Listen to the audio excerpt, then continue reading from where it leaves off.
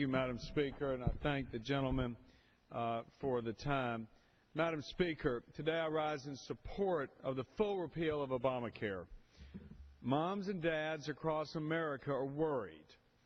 They're worried about their health, the health of their kids, the health of their aging parents.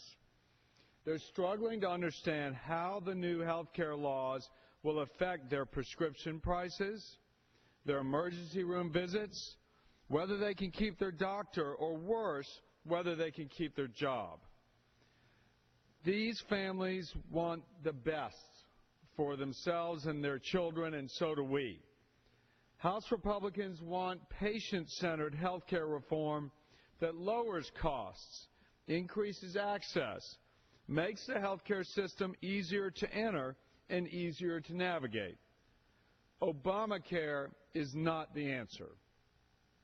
While both parties agree that we must make health care more accessible, in the majority fundamentally disagree that more government is the answer. Sweeping mandates on individuals and businesses will not improve our health care. We do not wish to see unelected federal bureaucrats come between patients and their doctors, limiting choices, lowering quality, and raising costs.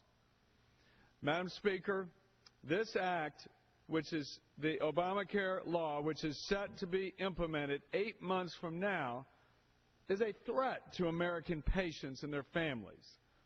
When this law was first debated in 2009 and signed in 2010, the White House promised the American people that Obamacare would lower costs for families and businesses. That promise has been broken. Nothing could be further from the truth. If you like the health care coverage you currently have, you really don't know if you'll be able to keep it under Obamacare. Many employers are delaying hiring decisions because of provisions outlined in the law. And people with pre-existing conditions are now being denied the coverage the President promised. There are more complaints about the law than praise, and for good reason. It is now projected that Obamacare will send health care premiums skyrocketing in the individual and small group insurance markets. When fully enacted, this law is expected to pose new financial burdens on America's youngest adults and many working families.